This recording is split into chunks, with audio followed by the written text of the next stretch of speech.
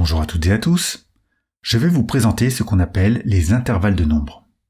On va commencer par un petit exemple à propos des notes sur 20.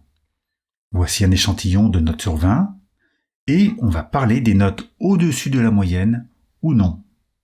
On va dresser le mode d'emploi pour quelqu'un qui ne connaîtrait pas ce type de notation. On dit qu'on a la moyenne quand on a une note supérieure à 10 et à l'inverse, on n'a pas la moyenne quand on a moins que 10. Par exemple, si on a 16, on a la moyenne, et si on a 8,5, on n'a pas la moyenne. Pas très compliqué. Par contre, pour quelqu'un qui ne connaîtrait pas ce système de notation, il y aurait une question qu'il faut trancher. Dans quelle catégorie range-t-on la note de 10 sur 20 ? Il faut le préciser dans notre mode d'emploi. Quelqu'un qui a 10 a la moyenne. On dit que 10 est inclus dans l'ensemble des notes ayant la moyenne, et qu'il est exclu des notes n'ayant pas la moyenne. Et c'est une première chose à retenir quand on parle de ces ensembles de nombres. Il faut faire attention à ces valeurs qu'on appelle les bornes. Tant qu'on y est sur les bornes, précisons qu'ici je vais considérer qu'il n'y a pas de notes négatives. Par contre, on peut avoir 0. Quant aux notes qui ont la moyenne, je vais considérer qu'elles peuvent aller jusqu'à 20 inclus. Voilà, on a tout ce qu'il faut pour répartir les notes dans les deux catégories. On a donc défini avec des phrases rédigées en français ce qu'est une note n'ayant pas la moyenne ou une note ayant la moyenne.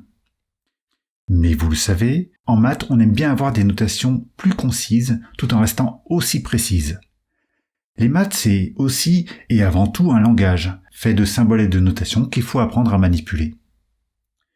Pour modéliser cette situation, on peut utiliser ce qu'on appelle des encadrements. Si j'appelle n la note, alors une note n'ayant pas la moyenne est supérieure à 0 et inférieure à 10. Et regardez bien, j'ai mis supérieur ou égal à 0 car on peut avoir 0, et j'ai mis strictement inférieur à 10 car ici le 10 est exclu. Et l'encadrement pour modéliser une note ayant la moyenne est n supérieur ou égal à 10 et inférieur ou égal à 20. Cette notation sous forme d'encadrement est très pratique et très souvent utilisée en mathématiques. Mais on a une autre notation qui est complémentaire aux encadrements et qui est utilisée dans de nombreuses occasions. C'est ce qu'on appelle les intervalles. Mais pour vous les expliquer, je vous montre d'abord une représentation qui est utilisée moins souvent, mais qui a le mérite d'être très claire. Il s'agit de la droite des réels. Vous avez déjà vu ce genre de représentation des nombres sur un axe gradué. On appelle ça la droite des réels car chaque point de cette droite correspond à un nombre réel, et réciproquement, chaque nombre réel correspond à un point de cette droite. Et ici, justement, je vous représente tous les points correspondant aux nombres réels entre 0 et 10. Et ici, vous avez tous les réels entre 10 et 20. Et je pense que vous l'avez déjà remarqué, il manque l'information concernant les bornes. Et c'est ça qu'il va falloir retenir. On met des crochets pour montrer si une borne est incluse ou exclue. Regardez. Le 0 est inclus, donc on met un crochet tourné vers l'ensemble des nombres. On appelle ça un crochet fermé. Et pour dire que le 10 ne fait pas partie de cet ensemble, on met un crochet tourné vers l'extérieur. On appelle ça un crochet ouvert. Pour les nombres correspondant aux notes ayant la moyenne, on met un crochet fermé sur le 10, pour bien montrer qu'on peut avoir 10 ici, et on met un autre crochet fermé sur le 20 pour la même raison. Donc retenez bien cette idée. Pour faire la différence entre le fait qu'une borne fasse partie ou non d'un ensemble de nombres, on met un crochet tourné vers l'intérieur ou vers l'extérieur de cet ensemble. Et pourquoi est-ce que cette représentation est importante ? Tout simplement parce qu'on va la reprendre pour les intervalles. Voici l'intervalle des nombres représentant les notes n'ayant pas la moyenne. Et ça, c'est l'intervalle des nombres représentant les notes ayant la moyenne. On a donc repris l'idée des crochets permettant de savoir si une borne fait partie de l'intervalle ou pas. Voilà pour cet exemple. Avant de vous résumer et de compléter tout ça, si vous demandez ce que représente ce symbole, je vous rappelle que ça veut dire que la note que j'ai appelée n appartient à l'intervalle que j'ai marqué. Allez, il est temps de résumer un peu tout ça. J'appelle a et b deux nombres réels quelconques, et je considère que a est plus petit que b. Il y a 4 types d'intervalles pour désigner l'ensemble des nombres entre a et b, selon qu'on considère que a et b fassent partie de cet ensemble ou non. Cet intervalle désigne l'ensemble de tous les nombres réels entre a et b, et on y inclut ce qu'on appelle les bornes, à savoir a et b. Voilà comment s'écrit l'encadrement. Les nombres qui sont dans cet intervalle, et que j'ai appelé x, sont supérieurs ou égaux à petit a et inférieurs ou égaux à b. Et voilà la représentation sur la droite des réels. Les crochets sont tournés vers l'intérieur de l'intervalle, on dit que ce sont des crochets fermés. Et encore une fois, ça symbolise le fait que les bornes a et b font partie de l'intervalle. Si on veut représenter le fait que la borne b n'est pas dans l'intervalle, voilà ce que cela donne. Le crochet du b est tourné vers l'extérieur de l'intervalle, ça s'appelle un crochet ouvert. Et la notation de l'intervalle reprend ces crochets de façon identique, avec un crochet fermé sur le a et un crochet ouvert sur le b. Quant à l'encadrement, on a maintenant x strictement inférieur à petit b. Ligne suivante, ici c'est inversé, c'est maintenant la borne a qui ne fait pas partie de l'intervalle. Cela se voit au crochet ouvert sur le a au niveau de l'intervalle et à droite des réels, et ça se voit aussi au symbole strictement inférieur de l'encadrement. Et enfin, quand aucune des deux bornes n'appartient à l'intervalle, voilà ce que cela donne. Les crochets sont tous les deux ouverts, et les deux inégalités de l'encadrement sont strictes. Voilà pour ce qu'on appelle les intervalles bornés. Car il y a aussi des intervalles non bornés.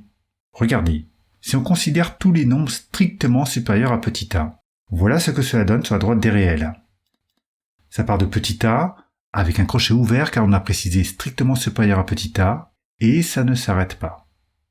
C'est pour ça qu'on dit que l'intervalle n'est pas borné, ça part vers l'infini. Et on a un symbole pour l'infini. Regardez dans l'intervalle. Vous avez peut-être déjà rencontré cette notation, cette espèce de 8 tourné à l'horizontale et le symbole mathématique pour l'infini. On a mis un plus devant car on va vers l'infini du côté des nombres positifs. Et on a mis un crochet ouvert pour plus l'infini car on considère qu'on n'atteint jamais l'infini. Ce sera toujours comme ça pour l'infini. On peut aussi mettre un moins devant l'infini. Ici, c'est pour tous les nombres strictement inférieurs à petit a. Pour l'intervalle, on va de moins l'infini à petit a. On a un crochet ouvert sur l'infini et un crochet ouvert sur petit a. Et pour finir, on a les mêmes intervalles, mais dans lesquels on a inclus le petit a. C'est pour ça que vous avez le crochet fermé sur le petit a et le symbole d'inégalité avec le égal pour l'encadrement. On va illustrer tout ça avec un petit exemple. C'est le panneau qui explique si on peut entrer ou non dans une attraction en fonction de la taille. On peut accéder à l'attraction en étant accompagné d'un adulte si on mesure entre 1,10 m et 1,20 m. Comme vous le voyez, il y a toujours le problème des bornes. Un enfant mesurant 1,10 m peut rentrer. Donc on met un crochet fermé pour montrer que 1,1 fait partie des valeurs de l'intervalle. Par contre, un enfant mesurant 1,20 m n'est pas obligé de venir avec un adulte. Donc on met un crochet ouvert pour bien montrer que la valeur 1,2 ne fait pas partie de cet intervalle. On a ensuite le cas des personnes pouvant entrer seules. Ce sont celles mesurant entre 1,20 m et 1,95 m. On a déjà dit à l'instant qu'une personne mesurant exactement 1,20 m pouvait monter seule, donc on met un crochet fermé sur la borne inférieure. Par contre, petite information, une personne mesurant 1,95 m pile poil est acceptée, mais pas au-delà. Donc on inclut la borne supérieure dans l'intervalle. Quant aux personnes ne pouvant pas rentrer dans l'attraction, il s'agit des personnes trop petites ou bien trop grandes. On met un crochet fermé sur 0, même si c'est une taille impossible à atteindre. Et on met un crochet ouvert sur 1,1, car on a déjà vu qu'une personne mesurant 1,10 m pouvait rentrer accompagnée d'un adulte. Pour les personnes trop grandes, on a dit auparavant qu'à 1,95 m on pouvait encore rentrer. Donc on met un crochet ouvert pour 1,95 m pour indiquer que cette borne n'appartient pas à l'intervalle. Quant à l'infini, on met systématiquement un crochet ouvert car on ne peut pas l'atteindre. Allez, pour finir, je vous propose un petit exercice. Il s'agit d'un tableau comportant soit des encadrements, soit des intervalles, et il faut le compléter, c'est-à-dire mettre l'encadrement correspondant à l'intervalle ou vice-versa. Donc mettez sur pause et recherchez-le. On passe à la correction. Le premier intervalle représente l'ensemble de tous les nombres réels compris entre -2 et -1. Les crochets sont fermés, ça veut dire que x peut être égal aux bornes. Et c'est pour ça qu'on met des inférieurs ou égales. On appelle parfois ça des inégalités larges, contrairement aux autres qui sont appelées inégalités strictes. Pour la deuxième ligne du tableau, il faut écrire l'intervalle correspondant à tous les réels strictement supérieurs à 1. Voici ce que cela donne. Notez bien la présence du crochet ouvert sur le 1, car ce 1 ne doit pas faire partie de l'intervalle. Pour la troisième ligne, l'encadrement est x compris entre 0 et 5.